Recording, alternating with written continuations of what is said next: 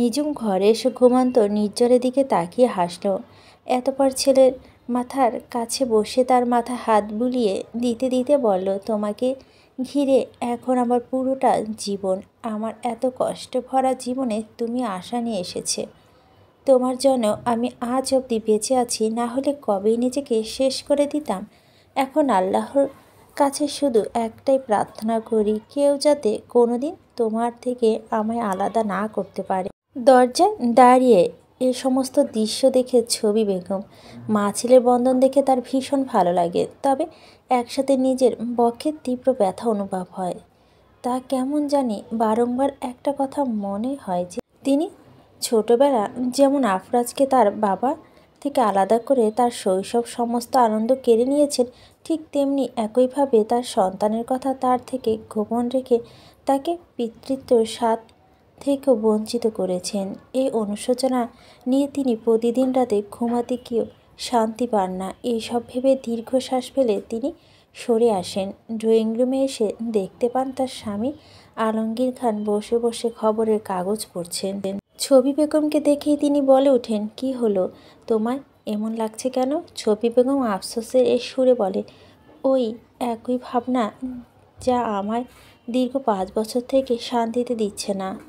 আলমগীর খান গম্ভীর স্বরে বললেন, এই ব্যাপারে আমি আগেই তোমাকে বলেছি। দেখো নির্জন আমাদের বংশের সন্তান, ও আমাদের নাতি হয়, অথচ ওর নিজের বাপই ওর অস্তিত্বের সম্পর্কে অবগত নয়। ব্যাপারটা কি এতটাই স্বাভাবিকভাবে মেনে নিতে পারছি আমি? মোটেও না। আমি নিজেও তোমার আর নিজমের উপর প্রচণ্ড বিরক্ত এটা নিয়ে। এমনিতেই ছোটোবেলায় আমি নিজের ছেলেকে এভাবে একা ফেলে যাওয়া আজ অবধি ওর সামনে মাথা উঁচু করে দাঁড়াতে পারিনি। আমার ছেলেটা আমাকে বাবা বলে ডাকে না, তার উপরে ও যখন জানবে ওর সন্তানের পরিচয় আমি এতগুলো বছর লুকিয়ে রেখেছিলাম, তখন তো আমার মুখের ওপর থুতু ছিটাবে। কিন্তু আমারও যে হাত পা বাঁধা নিজুম আর তোমার জেদের কাছে বারংবার হার মানতে হলো আমায়। তবে এবার আমি সিদ্ধান্ত নিয়েই ফেলেছি, আর চুপ থাকবো না। এতদিন না হয় হয়েছে, এবার আমি আফরাজকে সমস্ত সত্যটা জানাবো। সামনেই তো আবিরের বিয়ে। আফরাজকে আমি আবিরের বিয়ে উপলক্ষে দেশে আসতে বলবো। তারপরও দেশে ফেরার পর ঠান্ডা মাথায় বসে ওকে সমস্ত ঘটনা খুলে বলবো। তারপর যা হওয়ার হবে। নিজের স্বামীর মুখে এহেন কথা শুনে চমকে উঠে ছবি বেগম বলে ওঠে, এটা তুমি কি বলছো? এমনটা হলে যে নিজম আর আফরাজের মধ্যে আবারও একটা নতুন লড়াই বেঁধে যাবে। তো আর কি করব আমি? হাত পা গুটিয়ে অনেক বসে থেকেছি, আর নয়। আমার কথাটা মনোযোগ দিয়ে শোনো। আফরাজ ও নিজমের মধ্যকার সম্পর্কটাকে কিন্তু এখন শেষ হয়নি। আমি নিজমকে নানাভাবে বুঝিয়ে এই 5 বছর ওদের সম্পর্কটাকে টিকে রেখেছি। তাই আমি চাই এবার ওদের পুনর্মিলনের ব্যবস্থা করতে। আমি চাই আফরাজ, নিজম, নির্জন সবাই একত্রে মিলে একটি সুখী সংসার গঠন করুক। সেটা কিভাবে সম্ভব? সবটা আমার উপরে ছেড়ে দাও। আমি নিজের আবিরের বিয়ে উপলক্ষে আফরাজকে দেশে আসতে বলবো। তারপর সমস্ত ব্যাপার আমি সামলে নেব। কয়েকদিন পর আফরাজ নিজের সমস্ত জিনিসপত্র গুছিয়ে নিচ্ছে। এমন সময় হঠাৎ কারো পায়ের শব্দ শুনতে পেয়ে পিছনে ফিরে তাকিয়ে দেখতে পায় দৌড়াতে দৌড়াতে এলেক্স এগিয়ে আসছে। সে এসেই আফরাজকে বলে, আঙ্কেল তুমি কি কোথাও যাচ্ছ? আফরাজ হেসে এলেক্সকে কোলে তুলে নিয়ে বলে, হ্যাঁ এলেক্স, আমি সিলেট যাচ্ছি।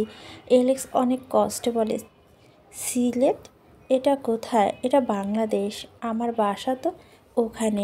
ও তাহলে আমাকেও ওখানে নিয়ে চলো না আঙ্কেল, আমিও তোমার সাথে যেতে চাই। ওখানে যেতে তো অনেক সময় লাগবে, এখন তো তোমার যাওয়া সম্ভব না। তবে এরপর যদি আমি কখনো যাই তাহলে তোমায় নিয়ে যাব, কেমন? আচ্ছা।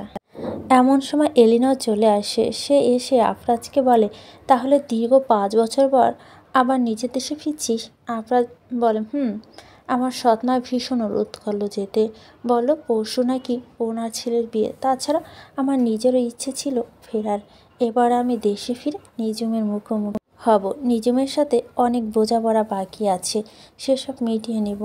যাই করো ভেবে চিন্তে করো। তোমাদের সম্পর্ক এমনিতেই খুব একটা ভালো না, আর আমি নিজমের ওপর আর কোনো জোর করব না। এবার শুধু ওর কাছে এটুকুই জানতে চাইব, ওই সম্পর্ক থেকে মুক্তি চায় কি না। যদি ও মুক্তি চায় তবে মুক্তি দিয়ে ফিরে আসব বলে আফরাজ নিজের সমস্ত জিনিসপত্র গুছিয়ে নিয়ে বেরিয়ে পড়ে। এলিনা দীর্ঘশ্বাস ফেলে বলে, তুমি মুখে যতই যাই বলো, আমি জানি তুমি নির্জুমের কতটা ভালোবাসো। আমি গডের কাছে প্রার্থনা করব যেন তোমরা নিজেদের মধ্যে সব ভুল বোঝাবুঝি মিটিয়ে নিতে পারো। এতবার সেও এলেক্সকে নিয়ে বেরিয়ে পড়ে। একদিন পর পুরো খান ভিলা যেন এখন এক নতুন রূপে সেজে উঠেছে। আগামীকাল আবিরের সাথে আনিকার বিয়ে। সেই বিয়ের আয়োজন চলছে পুরো বাড়ি জুড়ে। নির্ঝরের জন্য যেন এই বিয়ে এক উৎসবের আমেজ সৃষ্টি করেছে। সে তো আজ সারাদিন বাড়ি জুড়েই হেসে খেলে বেড়াচ্ছে। নিজুমও নিজের ছেলে এই আনন্দে আনন্দিত। তবুও সে নির্ঝরকে সতর্ক করে বলে, নির্ঝর শোনো, গুড বয় হয়ে থাকবে। আমি এখন হাসপাতালে যাচ্ছি, ফিরে এসে যেন তোমার জ্ঞানীর কাছে না শুনি যে তুমি কোনো দুষ্টুমি করেছো, কেমন? আচ্ছা আম্মু, নির্ঝর কথা দিচ্ছে সে কোনো দুষ্টুমি করবে না। নিজের ছেলে মুখে এই কথা শুনে নিজুম তার গালে একটা হামি দেয়। এতপর সামনের দিকে পা বাড়ায় ছবি বেগম। নিজুমকে যেতে দেখে তার মুখোমুখি হয়ে বলেন, আজকের দিন হাসপাতালে না গেলে নয়। আসলে চাচি অনেক রোগ এসেছে সিলেট মেডিকেলে। আমার এমনিতেই আগামীকাল ছুটি নেওয়া, তাই আজ আর নতুন করে ছুটি ম্যানেজ করা যায়নি। ও ঠিক আছে, তবে চেষ্টা করো আজ তাড়াতাড়ি আসার। আচ্ছা ঠিক আছে, আমি চেষ্টা করব আজ যতটা তাড়াতাড়ি সম্ভব ফিরে আসার বলে নিজুম বেরিয়ে যায়। নিজুম বেরিয়ে যেতেই ছবি বেগমের মুখে রহস্যময় হাসি দেখা যায়। মনে মনে বলে, এবার সব কিছু ঠিক হবার পালা, একটা ভাঙা পরিবার জোড়া লাগানোর পালা। নির্ঝর তখনও নিজের মতো খেলার ছলে ব্যস্ত ছিল। ছবি বেগমের নির্ঝরের দিকে এগিয়ে গিয়ে তার মাথায় হাত বুলিয়ে দেন, বলেন, এই ছোট্ট ছেলেটা জীবনে এবার বাবার ভালোবাসা আসুক। এমন সময় নির্ঝরের খেলনা বলটি গড়িয়ে গড়িয়ে দরজার দিকে যায়। নির্ঝর বলটি নিতে ছুটে যায় দরজার দিকে। এমন সময় দরজার সামনে এসে দাঁড়ায় কেউ। এতপর নিজের হাতে সেই বলটা তুলে নেয়। নির্ঝর আগন্তুকের দিকে তাকিয়ে বলে, এটা আমার বল, আমায় দিয়ে দাও। আগন্তুক বলে, তাই বুঝি তোমার বল এটা? দাও আমায়। অন্যের জিনিস নেওয়া পচা কাজ। এটা তোমায় কে বলেছে? আমার আম্মু বলেছে। তোমার আম্মু কোথায়? আমার আম্মু হাসপাতালে গেছে। আমার বলটা দাও। আগন্তুক বিস্মিত চোখে নির্ঝরের দিকে তাকায়। এমন সময় ছবি বেগম দরজার দিকে তাকিয়ে হেসে বলে উঠে, আফরাজ, তুমি এসেছো? আফরাজ তখন অবধি নির্ঝরের দিকে তাকিয়েছিল অবাক চোখে। ছবি বেগম এগিয়ে এসে আফরাজকে বলে, কত বছর পর তুমি দেশে ফিরলে, আসতে কোনো অসুবিধা হয়নি তো? আফরাজ হালকা হেসে বলল, না, কোনো অসুবিধা হয়নি। ততক্ষণে নির্ঝর তার বল নিয়ে খেলতে খেলতে আবারও সামনের দিকে চলে গেছে। আফরাজের চোখে রেখে গেছে হাজারো প্রশ্ন। ছবি বেগম সবটা পরখ করছিলেন। তিনি আফরাজকে বলেন, যাও, তোমার জন্য আমি গেস্ট রুমটা পরিষ্কার করে রেখেছি, ওখানে গিয়ে বিশ্রাম নাও। আফরাজ মাথা নাড়িয়ে বলে, আচ্ছা ঠিক আছে, তবে বাচ্চাটা কে ছিল? বেশ কিউট তো। ছবি বেগম আফরাজের মুখে এই কথা শুনে মনে মনে চাপা কষ্ট অনুভব করছে। তার ইচ্ছে করছিল আফরাজকে এখন সমস্ত সত্যটা জানিয়ে দিতে, কিন্তু তিনি অপারগত ছিল। তিনি চান না এখনই আফরাজ সবটা মুখ থেকে শুনুক। তিনি চান আফরাজ ও নিজুম নিজেরাই নিজেদের সব মিটমাট করে নিক। তাই তো তিনি বলেন, ও তো আমাদের আত্মীয়র ছেলে, তুমি চিনবে না, যাও গিয়ে ফ্রেশ হয়ে এসো। আফরাজ গেস্ট রুমের দিকে পা বাড়ায়। ছবি বেগম আফরাজের যাওয়ার পানে তাকিয়ে দীর্ঘশ্বাস ফেলে বলে, আশা করি এবার সব ভুল বোঝাবুঝি মিটে তোমার আর নিজুমের পুনর্মিলন ঘটবে। তোমাদের সন্তানরাও একটা সুন্দর জীবন পাবে। নিজুম হাসপাতালে এলো, তার মনটা কেমন জানি ছটফট করছে। নিজুম বুঝতে পারে না হঠাৎ করে তার এমন অনুভব কেন হচ্ছে। সে নিজেও চেম্বারে বসেছিল। হঠাৎ করে একজন নার্স তার ক্যাবিনে এসে বলল, ডক্টর নিঝুম আসবো? নিজুম নিজের ভাবনা থেকে বেরিয়ে এসে বলল, জি, কিছু বলবেন? হ্যাঁ, আসলে একজন নতুন পেশেন্ট এসেছে। উনি সম্ভবত মাথায় প্রচণ্ড আঘাত পেয়েছেন, খুব সিন আগে, কিন্তু সঠিক সময় চিকিৎসা করাননি। এখন ওনার মাথা বেশ ফুলে গেছে। আপনি যদি ওনাকে একটু চেক করে নিতেন। আপনি যান, আমি আসছি বলে নিজুম উঠে দাঁড়াতে পা বাড়ায় নিউরোলজি ডিপার্টমেন্টের দিকে, কারণ বর্তমানে সে একজন নিউরোলজিস্ট।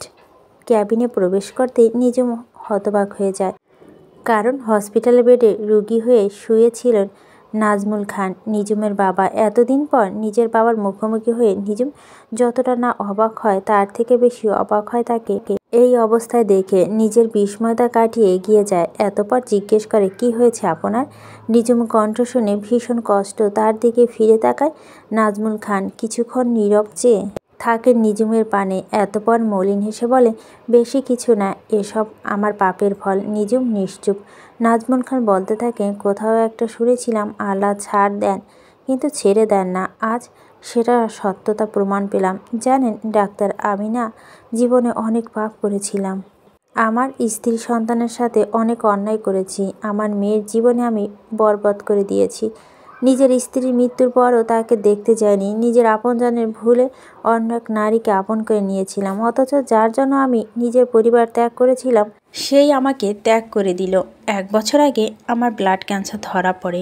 এটা জানার পরই আমার দ্বিতীয় স্ত্রী আমায় ত্যাগ করে চলে যায়। তারপর থেকে আমি মানবতার জীবন কাটাচ্ছি। চিকিৎসক হলে হয়তো আমার সরানো যেত, কিন্তু চিকিৎসার জন্য প্রয়োজনীয় টাকা আমার কাছে ছিল না। তার উপর এই রোগে আক্রান্ত হওয়ার পর আমাকে নিজের অতীতে করা পাপগুলো কষ্ট দিচ্ছিল। তাই আমি নিজের এই রোগটাকে নিজের জন্য একটা শাস্তি হিসাবে দেখতে শুরু করি, আর তেমন চিকিৎসাও করিনি। ধীরে ধীরে রোগটা আমায় তীব্র যন্ত্রণা দিতে থাকে।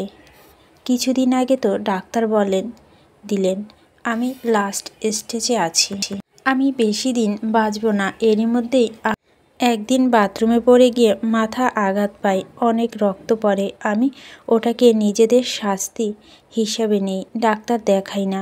নিজুম কেন জানি এবার কিছুটা কষ্ট অনুভব হয় নাজমুল খানের জন্য। নিজেও তিনি যা করছেন তা ক্ষমার অযোগ্য, কিন্তু হাজার হোক বাবা তো। তাই সে বলেন, আপনার উচিত ছিল ডাক্তার দেখানো। আপনি যা অন্যায় করেছেন শাস্তি আল্লাহ আপনাকে নিশ্চয় দেবে, কিন্তু নিজের থেকে এভাবে শাস্তি ভোগ করা তো মানে হয় না। নাজমুল খান কেঁদে উঠে বলেন, কি করব ডাক্তার বলুন, আমি যে একটা রাতও ঠিক করতে ঘুমাতে পারি না। অতীত করা অন্যায়গুলো আমায় ভীষণ কষ্ট দেয়। আমার স্ত্রীর কাছে আমি ক্ষমা চাইতে পারিনি, সে সুযোগ আর পাবো না। তবে আমি নিজের মেয়ের কাছে ক্ষমা চাইতে চাই। আমি জানি আমার জন্য আমার মেয়ের জীবনটা একেবারে নষ্ট হয়ে গেছে। ওকে আমি এক অনিশ্চিত ভবিষ্যৎ দিকে ঠেলে দিয়েছি। এসবের জন্য অন্তরস্থল থেকে ওর কাছে ক্ষমা চাইছি। জানি ও হয়তো আমায় ক্ষমা করবে না, কিন্তু এর থেকে বেশি যে আমার কাছে কিছু করার সামর্থ্য নেই। জানেন, তাকে নিজের বাবা বলে পরিচালনা দেওয়ার সামর্থ্য আমার আর নেই। এতটাই অন্যায় করেছি আমি। নিজুম নিজেকে সামলে বলে, আমি আপনার মাথায় ড্রেসিং করে দিচ্ছি আর কিছু মেডিসিন লিখে দিচ্ছি, সেসব খেয়ে নেবেন, কিছুটা স্বস্তি অনুভব করবেন বলে নিজুম নাজমুল খানের মাথায় ড্রেসিং করে দিয়ে কিছু মেডিসিন লিখে দিয়ে চলে যায়। নাজমুল খান নিজুমের যাওয়ার পানে তাকিয়ে বলে, আমি জানতাম রে তুই আমায় কখনো ক্ষমা করবি। আমি তোমার ক্ষমার যোগ্য না, তবে আল্লাহর কাছে এতটুকু চাইব, যদি আমি জীবনে কোনো একটা ভালো কাজ করে থাকি তাহলে সেই ভালো কাজের বিনিময় হলে তোমার জন্য সুখ দোয়া করছি সেটা যেন কবুল হয়, না হলে যে আমি মরেও শান্তি পাবো না। আমার অন্যায়ের ফল তোকে আজীবন বেড়াতে হলেও যে আমার রুহু শান্তি পাবে না। হে আল্লাহ, তুমি আমার মেয়েটার জীবনে একটু সুখ হদিস দাও, ওকে আরও কষ্ট রেখো না বলে কাঁদতে থাকেন তিনি। আফরাজ আবিরের সাথে দেখা করে। আবির আফরাজকে দেখে ভীষণ খুশি। আফরাজকে তো সে নিজের বড় ভাই হিসেবেই সম্মান দেয়। আফরাজ আবিরের উদ্দেশ্য বলে, তুমি যে নতুন জীবন শুরু করতে যাচ্ছ তা যেন সুখের হয়, এই দোয়াই করি। আপনাকে ধন্যবাদ ভাইয়া। আফরাজ স্মিত হাসে। হঠাৎ করে তার মনে পড়ে যায় নিজুমের কথা, নিজুমের সাথে তার বিয়ে, তারপর সমস্ত ঘটনা। সেও তো অনেক আশা নিয়ে এভাবে বিয়ের জন্য প্রস্তুত ছিল, অথচ বিয়ে আসরে তার সমস্ত আশা ভেস্তে যায়। এতে কি তার রাগ হওয়ার স্বাভাবিক ছিল না? এজন্যই তো নিজুমের সাথে খারাপ ব্যবহার করেছিল সে। এদিকে আবির ভাবে আফরাজের থেকে সে এতদিন সব সত্য লুকিয়েছে, কিন্তু এবার আর নয়, এবার সে সমস্ত সত্য আফরাজকে বলে দিবে। এতে তার মা এবং নিজুম যা প্রতিক্রিয়া দেখাক। তাই আবির আফরাজকে বলে, ভাইয়া আপনাকে আমার কিছু বলার আছে। হ্যাঁ বলো। আমি জানি না এসব শোনার পর আপনার প্রতিক্রিয়া কেমন হবে। হয়তো আপনি অনেক অবাক হবেন, রেগেও যেতে পারেন, কারণ ব্যাপারটা নিজুম আপিকে নিয়ে। নিজুমের নাম শুনতেই আপনার চমকে ওঠে, বিস্মিত স্বরে বলে, নিজুম কোথায় ও? তুমি কি ওর কোনো খবর জানো? আবির বলে, জানি, আপি এই বাড়িতেই আছে। আর আবির নিজের কথা সম্পূর্ণ করতে পারে এমন সময় নিজুম সেখানে চলে আসে। এসেই বলে ওঠে, আবির, আনিকা নাকি তোমায় ফোন করেছে বারবার, তুমি রিসিভ করছো না কেন? ও কিন্তু রেগে গেছে বলে হালকা হাসে। হয়তো নিজুম আফরাজকে লক্ষ্য করেনি, সে জানেও না আফরাজ দেশে এসেছে। একটু আগে সে হাসপাতাল থেকে ফিরেছে। এদিকে নিজুমের কণ্ঠ শুনে পিছনে ফিরে তাকায় আফরাজ। দীর্ঘ 5 বছর পর নিজুমকে দেখে সে অবাক। নিজুমের নজর যায় আফরাজের দিকে। দীর্ঘ 5 বছর পর আজ তারা আবারও মুখোমুখি। আফরাজ অবাক চোখে নিজুমের দিকে তাকিয়েছিল। নিজুমের অবস্থাও অনেকটা একই রকম। দুজনে এত বছর এভাবে একে অপরের দেখবে সেটা বোধহয় আশা করেনি। আফরাজ নিজুমকে দেখেই ধীর পায়ে তার দিকে আগাতে লাগলো। এদিকে নিজুম আফরাজকে দেখে প্রথমে ভাবছিল সে ঠিক দেখছে নাকি ভুল। যখন নিশ্চিত হলো যে সে ঠিক দেখছে তখন আর এক মুহূর্ত দাঁড়ানো না, পিছন ফিরে চলে যেতে চাইল। এমন সময় আফরাজ দৌড়ে এসে তার সামনে দাঁড়িয়ে বলল, অনেক পালিয়ে বেরিয়েছ তুমি, এবার আর নয়, এবার আমার মুখোমুখি তোমায় হতেই হবে। তোমার সাথে আমার কিছু জরুরি কথা আছে। নিজুম আফরাজের চোখে চোখ রেখে তাকায়, গভীর স্বরে বলে, আমার মতো দুশ্চরিত্রা মেয়ের সাথে আপনার কি কথা থাকতে পারে? নিজুম, ট্রাই টু আন্ডারস্ট্যান্ড, আমাদের কথা বলাটা জরুরি। কিন্তু আপনার সাথে আমার কোনো কথা নেই। আপনি আমার মায়ের খুনি। আপনার জন্য আমার মা মারা গেছে। আমি আপনাকে ঘৃণা করি, জাস্ট ঘৃণা করি। আফরাজ কাতর স্বরে বলে, তোমার সব অভিযোগ আমি মেনে নিলাম, কিন্তু বিশ্বাস করো আমি জ্ঞানত তোমার তাকে কিছু বলিনি। সে সময় আমি ড্রাগ ছিলাম, আর তাই না বুঝে আমি না কি বলে ফেলেছি। আমি এজন্য আন্তরিকভাবে দুঃখিত। জানি তোমার সে ক্ষতি আমি করেছি তা অপূরণীয়, তবে এত কিছুর পরও তোমার কাছে ক্ষমা চাইছি। পারলে আমায় ক্ষমা করে দিও। বেশ করলাম আপনাকে ক্ষমা, এখন চলে যান আমার সামনে থেকে। আফরাজ আকুল চোখে তাকায় নিজুমের দিকে। এতগুলো বছরে নিজুমের মধ্যে কোনো পরিবর্তন আসেনি। আফরাজ যদিও নিজের ইগো অহংকার সব কাটিয়ে উঠতে পেরেছে, কিন্তু নিজুম সেই আগের মতোই জেদি রয়ে গেছে। এসব ভেবে আফরাজ দীর্ঘশ্বাস ফেলে বলল, আমার উদ্দেশ্য তোমায় বিরক্ত করা নয় নিজুম। আমি মোটেও তোমায় বিরক্ত করার জন্য এ দেশে আসিনি। আমার দেশে আসার মূল কারণ ছিল তোমার সাথে কিছু জরুরি কথা বলা। আমি তো ভেবেছিলাম এখানে এসে তোমায় খুঁজতে হবে, কিন্তু তোমাকে এখানে পেয়ে গিয়ে ভালোই হলো। যা বলার বলুন, আমি শুনছি। আমি তোমাকে মুক্তি দিতে এসেছি নিজুম। মুক্তি? হ্যাঁ, মুক্তি। আমি চাই তুমি নিজের জীবনে এগিয়ে যাও, আর এজন্য আমি তোমার পথে কোনো বাধা হয়ে দাঁড়াতে চাই না। এমনিতেও তুমি আমার জন্য অনেক সাফার করেছো। যাই হোক, আমি এখানে একজন ভালো উকিলের সাথে যোগাযোগ করব ভাবছি, আমাদের ডিভোর্স নিয়ে কথা বলার জন্য। নিজুম অবাক চোখে আফরাজের দিকে তাকায়। এতবার বলে, বেশ, আপনি কোনো ভালো উকিলের সাথে কথা বলে আমাকে জানান, আমি ডিভোর্সে যাবতীয় কার্যক্রম পূরণ করব। ঠিক আছে। আবির হুইল চেয়ার করে এগিয়ে আসে। সে দূর থেকে নিজুম আর আফরাজের সব কথা শোনে। এসব শুনে সে আর থাকতে পারে না, তাই তো এগিয়ে এসে বলল, এভাবে কোনো সিদ্ধান্ত নেওয়া ঠিক না আপি। তুমি একটাবার ভেবে দেখো, এই সম্পর্কটা এভাবে ভেঙে না দিয়ে তো সম্পর্কটাকে নতুন করে সুযোগ দিতে পারো। এটা তো এখন শুধু তোমাদের দুজনের ব্যাপার নয়, এখন এখানে আরও একজনের ভাগ্য জড়িয়ে আছে। আফরাজ অবাক স্বরে জানতে চায়, আরও একজনের ভাগ্য মানে? আবির নির্জরের কথা আফরাজকে বলতে যাবে এমন সময় দেখতে পায় নিজুম তার দিকে হাত জোর করে অনুরোধ করছে, ইশারা করে বোঝাচ্ছে নির্জরের কথা আফরাজকে না জানাতে। তাই আবির একটা দীর্ঘশ্বাস ফেলে বলে, আমাদের এই পুরো পরিবারটা খুশি ও তো তোমাদের সাথে জড়িয়ে। তোমরা সুখী হলে আমরা ভালো থাকবো। আফরাজ নিজুমের দিকে তাকিয়ে বলে, এই সম্পর্কটা ভাঙলে বোধহয় নিজুম সুখী হবে। আমি আর ওর সুখের পথে বাধা হতে চাই না। আবির প্রশ্ন করে, আর আপনি? এই সম্পর্কটা ভাঙলে আপনি সুখী হবেন তো? আফরাজ ম্লান হেসে বলে, হয়তো। নিজুম তখনও কোনো প্রতিক্রিয়া দেখায় না। আফরাজকে বলে, তাহলে আপনি উকিলের সাথে যোগাযোগ করুন, আমি ডিভোর্স পেপারে সই করে দিব। বলেই নিজুম সামনের দিকে পা বাড়ায়। আফরাজ নিজুমের যাওয়ার পানে তাকিয়ে থাকে। আবির এইসব দেখে মনে মনে বলে, তুমি কেন এতটা নিষ্ঠুর হচ্ছ নিজুম আপি? আফরাজ ভাইয়ের দেখো কি তুমি বুঝতে পারছো না? সে আর আগের মতো নেই, সে বদলে গেছে। কেন তাকে একটা সুযোগ দিচ্ছ না?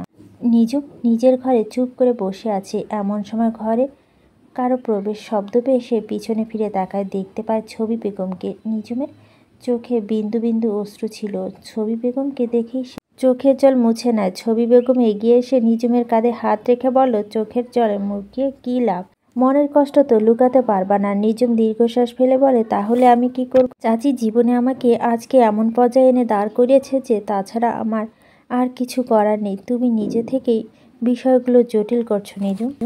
চাইলে কিন্তু তুমি বিষয়গুলো ঠিক করে নিতে পারো, তবে তুমি সেটা করছো না। আচ্ছা আফরাজ কি একটা সুযোগ ডিজার্ভ করে না? কোনো সম্পর্ক ক্ষেত্রে বিশ্বাসটা মূল। উনি তো আমায় বিশ্বাস করে না। ইমরানের বলা মিথ্যা কথা অভিযোগগুলো বিশ্বাস করেছেন, আমার চরিত্র দিকে আঙুল তুলেছেন। সেখানে এই সম্পর্কটাকে আমি কিভাবে আর একটা সুযোগ দিই? মানছি দোষটা আফরাজের বেশি, কিন্তু তুমিও বলো, তুমি কি নিজেকে নির্দোষ প্রমাণে যথেষ্ট চেষ্টা করেছিলে? কিভাবে করব আমি চাচি? উনি তো আমায় কোনো সুযোগই দেয়নি নিজেকে প্রমাণ করার। একপাক্ষিকভাবে ইমরানের কথা শুনে আমায় দোষারোপ করে গেছেন। আমি তো বললাম আফরাজের দোষ এক্ষেত্রে বেশি ছিল, কিন্তু তোমারও কিছু ভুল। তুমি ইমরানের সাথে যেভাবে মেলামেশা করেছো এটা তোমার ঠিক হয়নি। মানছি ও তোমার ভালো বন্ধু, কিন্তু বিয়ের পর একটা মেয়ে তার স্বামীর বাদে অন্য কোনো ছেলেকে এতটা গুরুত্ব দিলে সে কাউ মাইন্ড করবে? হ্যাঁ, তুমি বলতে পারো তোমাদের সম্পর্ক আর 4-5টা দম্পতির মতো ছিল না, কিন্তু তবুও তোমার তো বিবাহিত ছিলে। এই বিষয়টা অন্তত তোমার মাথায় রাখা উচিত ছিল। আর সবচেয়ে বড় কথার বিষয়টা এখন শুধু আর তোমার কিংবা আফরাজের মধ্যে সীমাবদ্ধ নয়, এখন নির্জরও আছে তোমাদের মাঝে। ওর কথাটা একটু ভাবো। বাচ্চাটা ছোটবেলা থেকে বাবার থাকা পরও বাবার ভালোবাসা থেকে বঞ্চিত। মানছি তুমি ওকে যথেষ্ট ভালোবাসো, দিচ্ছ, আমরাও আছি, কিন্তু বাবার অভাবটা তো পূরণ করার মতো হয়। আজ না হয় ও ছোট আছে, এতটা বোঝে না, কিন্তু সামনের মাসে তো তুমি ওকে স্কুলে ভর্তি করাবে ভাবছো। স্কুলে যাওয়ার পর যখন ও দেখবে ওর সব বন্ধুদের বাবা আছে কিন্তু ওর নেই, তখন ওর কেমন লাগবে ভেবেছো একবার? নিজুম আর কিছু বলতে পারে না। ছবি বেগম বলে, তাই ভাবছি, ভেবে চিন্তে সিদ্ধান্ত নেয়। নিজুম হঠাৎ করে বলে ওঠে, যত যাই হোক আমি কখনো এটা ভুলব না যে ওনার জন্য আমার মা মারা গেছে।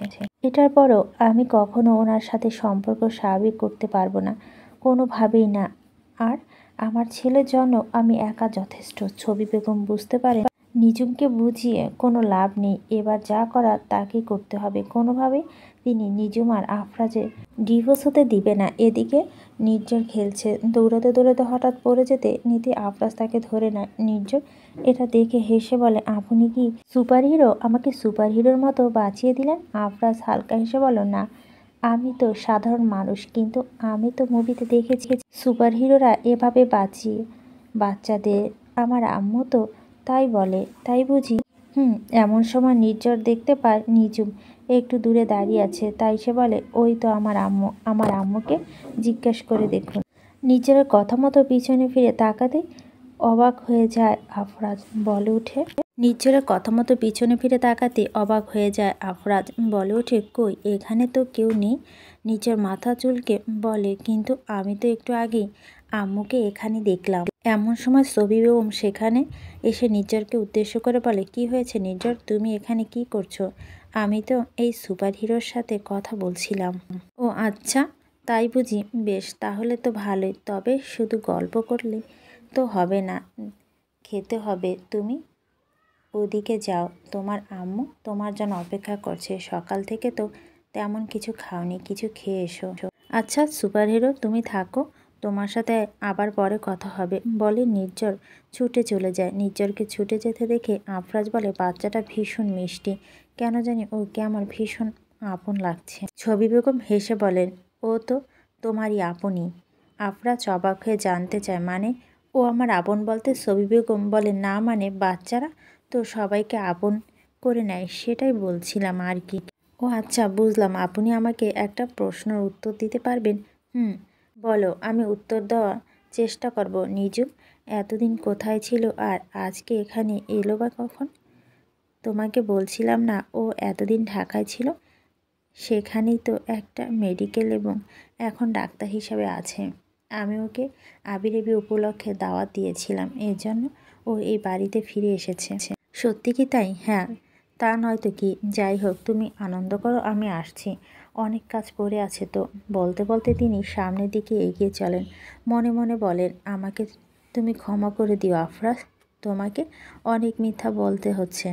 কি করব বলো, আমার যে হাত পা বাঁধা। তবে আর বেশি দিন এই মিথ্যা চলবে না। আমি খুব শীঘ্রই তোমার সামনে সব সত্য নিয়ে আসব। আমার উপর একটু ভরসা রাখো, আশা করি নিরাশ হবে না। এদিকে আফরাজ ছবি বেগমের যাওয়ার পানে তাকিয়ে ভাবতে লাগে, ওনার ব্যবহার কেমন জানি সন্দেহজনক লাগছে। উনি কি আমার থেকে কিছু লুকানোর চেষ্টা করছেন? আমার কেন জানি কেমন তাই মনে হচ্ছে। নির্ঝরকে নিজের হাতে খাইয়ে দিচ্ছে নিজম। আজ বিয়ে উপলক্ষে বেশ ভালো ভালো পদ রান্না হয়েছে। পোলাও, কুমড়া, চিকেন, গরুর কালো ভুনা, আরও কত কি। এসব তো নির্ঝর এর ভীষণ পছন্দের খাবার, তাই সে এক প্রকার চেটেপুটে খাচ্ছে। খেতে খেতে সে নিজমকে বলে, আম্মু জানো না, আজ আমি একজন সুপারহিরোর দেখা পেয়েছি। ওই সুপারহিরো আমায় পড়ে যাওয়ার হাত থেকে রক্ষা করেছেন, যেমন মুভিতে করে। নিজম নিজের ছেলের এই বাচ্চামো দেখে বলে, ও আচ্ছা তাই বুঝি, ভালো তো। এরপর আমার সাথে ওই সুপারহিরো দেখা হলে এখন আমি ওনার সাথে তোমার পরিচয় করিয়ে দেব। আচ্ছা দিও, এখন ভালো ছেলের মতো সবটুকু ভাত খেয়ে নাও। এভাবে নির্ঝর সব ভাত খেয়ে নিল। এদিকে গায়ে হলুদের আয়োজন শুরু হয়। আবিরের গায়ে হলুদ মাখানো হচ্ছিল। নিজম একটা হলুদ শাড়ি পরে আজ সেখানে উপস্থিত হয়। আফরাজ একটু দূরে দাঁড়িয়ে ছিল, হলুদ পাঞ্জাবি পরে। তার নজর যায় নিজমের দিকে। নিজমের দিকে চোখ পড়তে মুগ্ধ চোখে তাকিয়ে থাকে। এই 5 বছরে যেন নিজমের সৌন্দর্য আরও কয়েক গুণ বৃদ্ধি পেয়েছে। এসব ভেবে হালকা হাসে আফরাজ। নিজমের চোখ যায় আফরাজের দিকে, কিন্তু সে নিজের চোখ ফিরিয়ে নেয়। এরই মধ্যে আবিরের গায়ে হলুদ মাখিয়ে দূরে সরে আসে। আবির হুইল চেয়ারে বসে ভাবছিল কিভাবে তার ভাই এবং নিজমকে আবার কাছাকাছি আনা যায়। আর এই নিয়ে ভাবতে তার মাথায় একটু দুষ্ট বুদ্ধি এলো। আফরাজ সকলকে উদ্দেশ্য করে বলে, আমার গায়ে হলুদ মাখানো শেষ হলে এবার আপনারা একটু একে অপরকে হলুদ মাখিয়ে মজা করুন। আবিরের কথা শুনে সবাই একে অপরের হলুদ মাখাতে শুরু করে। এরপর দেখে আফরাজের ভীষণ ইচ্ছে করছিল নিজমের গায়ে হলুদ মাখিয়ে দিতে, কিন্তু কোথাও একটা গিয়ে সে বাধা পাচ্ছিল। এমন সময় হঠাৎ করে কিছু ছেলে দৌড়ে এসে তার গায়ে ধাক্কা খায়, যার ফলে সে কিছুটা দূরে গিয়ে কারো একটা গায়ে পড়ে যায় এবং সেই ছেলেদের হাতে থাকা হলুদের বাটি থেকে সমস্ত হলুদ পড়ে যায় আফরাজের গায়ে। আফরাজের মুখে হলুদ লেপ্টে থাকায় সে চোখ খুলতে না পারায় কিছু দেখতে পাচ্ছিল না। সে নিজের চোখ মুছতে দেখতে পায় সে আরও অন্য কারো উপরে নয়, নিজমের উপর পড়ে আছে। দুজনের মধ্যে বিন্দুমাত্র দূরত্ব নেই। আফরাজ আবেগে বসে নিজের হাতে লেপ্টে থাকা হলুদ মাখিয়ে দেয় নিজমের গালে। নিজম হতবাক হয়ে যায়। তার হৃদয় স্পন্দন যেন একেবারে থেমে গেছে। হঠাৎ করে নিজের হুঁশ ফিরে পেয়ে সে আফরাজকে ডেকে বলে, কি করছেন, এটা কি? সরে যান আমার উপর থেকে। আফরাজ দূরত্ব সরে গিয়ে অনুতপ্ত গলায় বলে, আমি আসলে ইচ্ছে করে করিনি, পা ফসকে পড়ে গিয়েছিলাম। নিজম বিরক্ত চোখে তার দিকে তাকিয়ে বলে, তা বলে আপনি আমাকে এভাবে বিরক্ত করবেন? এই হলুদ মাখা খেলার অংশ না নিলেই পারতেন। দেখছেন কিভাবে আমার গায়ে হলুদ মাখিয়ে দিলেন। আফরাজ কিছু বলার আগেই তাদের কথোপকথন থামিয়ে ছবি বেগম এগিয়ে এসে বলে উঠলেন, কিরে, এখানে এত হইচই হচ্ছে কেন? সবাই কি ঠিক আছে? নিজম কিছু বলার আগে আফরাজ পরিস্থিতি সামাল দিয়ে বলল, না কিছু হয়নি, আমি আসলে পা ফসকে পড়ে গিয়েছিলাম, তাই এমনটা হলো। ছবি বেগম সন্দেহ দৃষ্টিতে কিছুক্ষণ আফরাজের দিকে তাকিয়ে থেকে বলেন, ঠিক আছে, একটু দেখে শুনে চলাফেরা করো। এমন দুর্ঘটনা ঘটে যায় মাঝে মাঝে। তবে ভিতরে ভিতরে তিনি সব কিছু বুঝে নিলেন। আফরাজের নিজমের প্রতি আকর্ষণ যে এখনও গভীর আছে সেটা তিনি অনুভব করলেন। গায়ে হলুদের পর আফরাজের মিটে গেল, সবাই একে অপরে যার যার রুমে চলে যায়। আফরাজ তখনও তার রুমে যায়নি। বাড়ির বাগান এক কোণে বসে নির্লিপ্ত দৃষ্টিতে আকাশের দিকে তাকিয়ে আছে। তার মনে হাজারটা প্রশ্ন। নিজুম, ছবি বেগম, সবার ব্যবহার যেন হাজার প্রশ্ন ছুড়ে দিচ্ছে। এসব ভেবে সে মনে মনে বলে ওঠে, আমি কিছুতেই আর অন্ধকারে থাকতে চাই না। এবার আমাকে সমস্ত সত্যটা খুঁজে বের করতে হবে।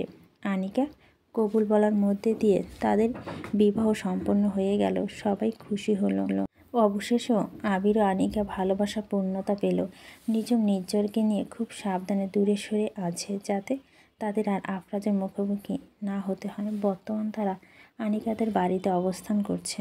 নিজুম এখানে আসার একদম কোনো ইচ্ছে ছিল না, কিন্তু ছবি বেগম এত জোরাজুরি তাকে এখানে আসতে হলো। তবে এখন আফরাজের নজর বাঁচিয়ে চলতে হচ্ছে, কারণ সে তাকে আর নির্জনকে দেখলেই হাজারটা প্রশ্ন করবে। কিন্তু এর মধ্যে হঠাৎ করে নিজের ছুটে কোথাও একটা হারিয়ে গেল। আসলে একটু দূরে সে আফরাজকে দেখতে পেল, তাই ছুটে গিয়ে আফরাজকে হাত ধরে বলল, সুপারহিরো এসো, আমি তোমাকে আমার আম্মুর সাথে দেখা করাবো বলেই তাকে টানতে টানতে নিজুমের সামনে নিয়ে এলো। নিজুম তখন অন্যমনস্ক ছিল, তাই খেয়াল করেনি কিছু। নির্ঝর আফরাজকে নিয়ে নিজুমের সামনে এসে বলল, সুপারহিরো এটা হলো আমার আম্মু, আর আম্মু এই হলো আমার সুপারহিরো। আফরাজ ও নিজুম একে অপরের সাথে চোখাচোখি করে স্তব্ধ হয়ে যায়। আফরাজ বিস্ফোরিত চোখে তাকায় নিজুমের দিকে।